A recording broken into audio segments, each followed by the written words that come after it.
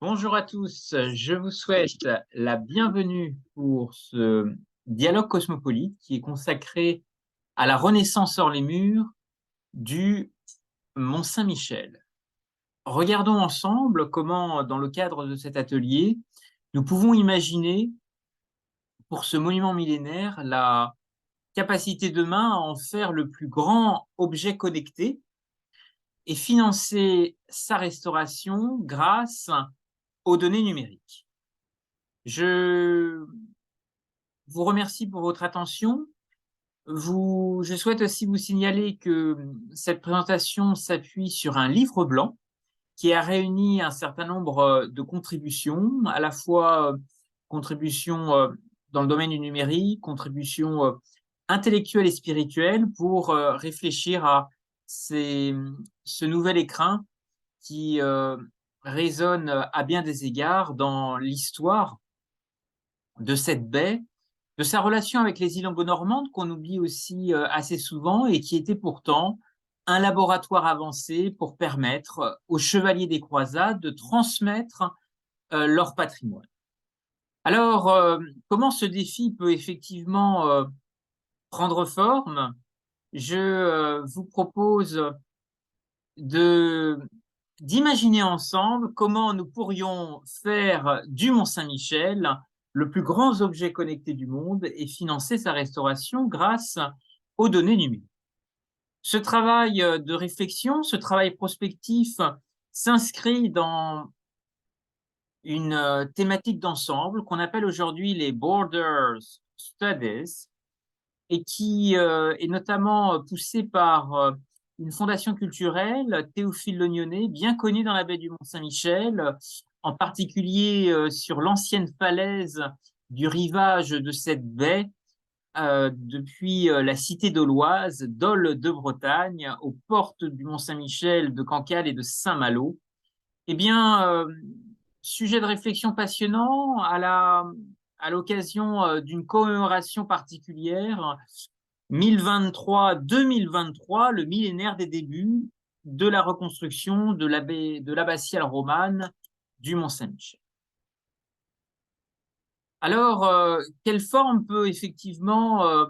avoir demain cette baie millénaire qui, vous le savez, avait il y a quelques décennies engagé un travail important autour de la renaissance euh, du caractère maritime du Mont-Saint-Michel, œuvre accomplie, inaugurée, fin des travaux inaugurés en présence de Dominique de Villepin, alors Premier ministre. Et le président de la région Basse-Normandie, qui est un athée, avait à ce moment-là interpellé le Premier ministre et lui avait dit Monsieur le Premier ministre, après avoir engagé le rétablissement du caractère maritime du Mont-Saint-Michel, eh bien, il va falloir rétablir un caractère spirituel. Alors, comment imaginer demain de nouvelles formes d'agilité technologique? Comment parier sur des innovations qui soient à la fois la possibilité de faire vivre pour des marcheurs, des promeneurs, des voyageurs d'Asie, d'Orient, d'Europe, du Nouveau Monde, d'Amérique du Nord, c'est peut-être le prisme des nouvelles technologies qui peut certainement servir d'ensemblier, de catalyseur de nouvelles expériences visiteurs. Et le livre blanc qui a permis de construire cette dialogue cosmopolite s'appuie sur un certain nombre de propositions et notamment l'idée d'un Uber du pèlerin au Mont-Saint-Michel, mais également d'œuvres d'art animées projetées à raison de 2 à 5 minutes par heure sur ce qu'on appelle le pupitre des lettres, qui relie les deux rives du Couesnon, région Bretagne et région Normandie, associées, réunies dans un magnifique belvédère maritime qui donne une vue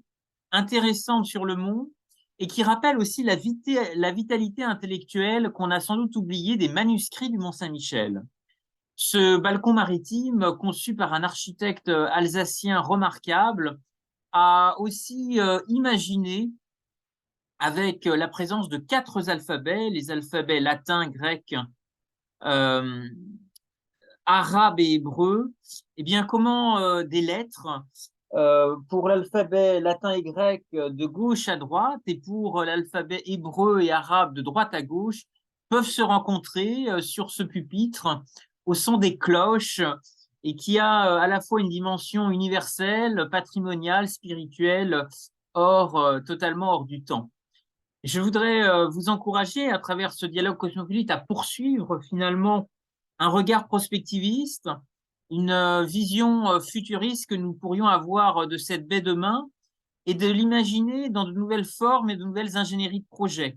en relation peut-être avec le Japon qui va accueillir une exposition universelle en 2025. Vous savez que plusieurs montagnes sacrées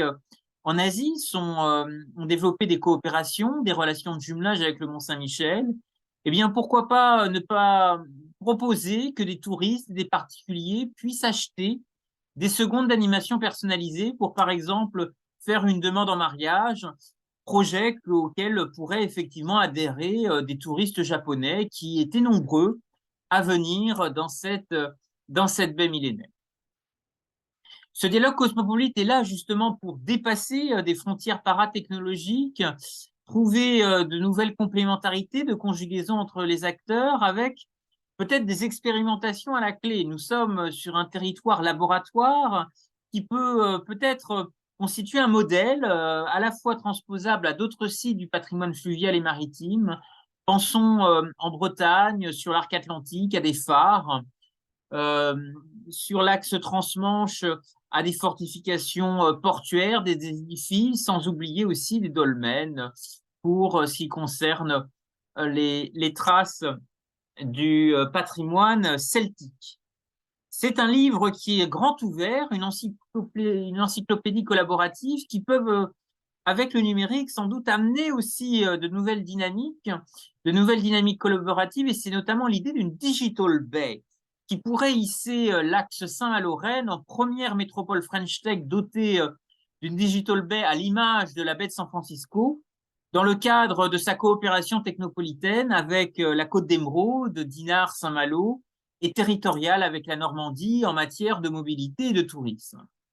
Et puis, regardez aussi peut-être l'Orient, l'Indian Océanie, l'univers du conte, du voyage, qui a aussi fait rayonner l'origine du Mont Saint-Michel dans des projets éducatifs innovants à Madagascar. Donc, vous avez ici une illustration intéressante et peut-être encore plus loin en Extrême-Orient, parce que vous savez que Rennes, désigné laboratoire national des nouvelles pratiques mémorielles, a aussi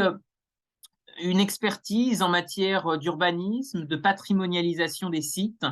et certainement la capacité à tisser une toile en Orient sur la base d'un partage d'expériences relatif à la réhabilitation qui avait été menée en Chine du patrimoine de la ville de Chufu, la ville natale de Confucius, projet Urban Herbs qui avait été financé par l'Union européenne, la ville de Rennes et la ville de Saint-Jacques-de-Compostelle. Eh bien, l'origine du Mont-Saint-Michel est propice aux industries créatives et culturelles, à un dialogue des civilisations et des cultures très important. Et surtout, peut-être, ça va être l'objet des échanges d'un vaste débat dans le cadre de ce dialogue cosmopolite. Je vous remercie à tous pour votre attention et je vous propose maintenant de nous intéresser tout particulièrement à cet échange avec vous tous. Si vous souhaitez suivre les travaux de prospective de la Fondation culturelle Théophile Lognonnet, je vous invite à vous rapprocher à la fois du compte Twitter ou de la page Facebook qui vous permettront de sélectionner les projets qui vous intéressent et de suivre l'ensemble des actualités. Je vous remercie à tous pour votre attention et maintenant ouvrons les échanges avec l'ensemble des participants.